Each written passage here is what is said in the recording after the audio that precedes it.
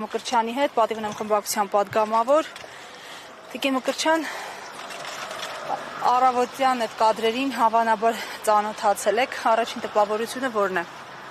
Առաջին տպավորությունը հետևյալն է, որ Նիկոլի բանդային էլի հրահանգ է տրվել, այսօր առավոտ շուտ, օրը բաց չեն թողել բանդիտիզմ իրականացնելու համար։ Հայաստանում պետական ինստիտուտները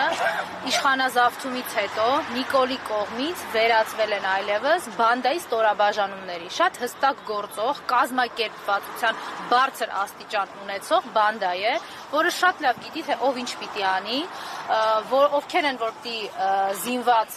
խմբերով մանգան, ովքեր են որ պիտի իրավապահի դիմակ հագած մարդկանց խոշտանգեն, ֆիզիկական հաշվեհարդարով սպառնան, ովքեր են որ պիտի իբր պայքարեն քրեական ենթամշակույթի դեմ, բայց իրականում քրեական ենթամշակույթ տարածելով վախեցնեն Հայաստանի քաղաքացիներին։ Այն ինչ այսօր տեղի է ունենում, բացի նրանից, որ քաղաքական հաշվեհարդարը եւ սահմանադրաիրավական իրավունքների ոտնահարում է Նարեկ Սամսոնյանի եւ Վազգեն Սաղաթելյանի, այսօր առավոտյան կատարվողը նաեւ շատ հստակ է, ազատ խոսքը ճնշելու եւ լրատվամիջոցը փակելու Նիկոլ Փաշինյանի հերթական դրսեւորումն է։ Ինչ ենք մենք խուսափում դրանից խոսել, առգրավել լրատվամիջոցի գործունեության, բնականon գործունեության համար անհրաժեշտ տեխնիկան նշանակում է փակել լրատվամիջոցը եւ դա կոնկրետ հստակ հրահանգ է եղել, որ այսօր կատարել է հեղինակազրկված քննչական ու ազգային անվտանգության ծառայությունը։ Տիկին Մկրտչյան, ամեն դեպքում խուլիգանության հոդվածի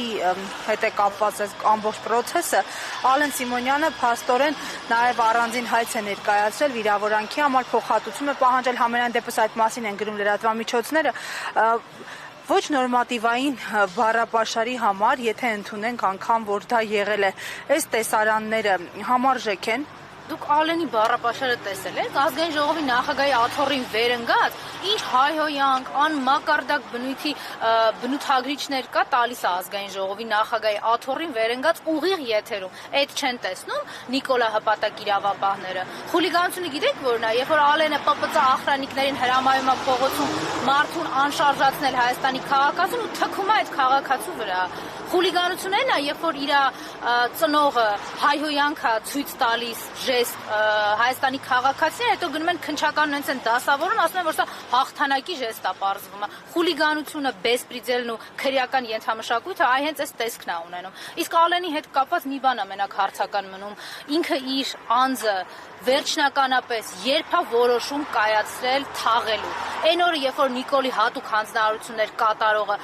ֆիքսեց, արձանագրեց եւ դա տենց էլ առանց վիճարկման մնաց այն, որ ինքը անբարոյականի վաստակ է, այդ ժամանակ, թե այն ժամանակ, երբ որ իր հայրենիք համարվող Աղդամը ծախեցին, հանձնեցին Թուրքին, թե այն ժամանակ, երբ որ Նիկոլը հանձնարարեց իր հարսին տանել բանտախոց, այս սա է խնդիրը։ Տիկին Մկրտչյան, իդեպ հայտարարությունների առնչությամբ կարծեք հայց կար ձեր դեմ հենց Ալեն Սիմոնյանի կողմից, ինչ փուլում է, ինչ գործընթացներ հաջորդեցին դրան։ Նիկոլի վնգստացող դատավորների, աղդամցի Ալենի հրահանգով գործող իրավապահների գործողությունները քննարկման առարկա պետք չի դարձնել, այդ պայքարը կավարտվի այն ժամանակ, երբ որ Հայաստանում իրավակարգը կվերականգնվի։ Շնորհակալություն։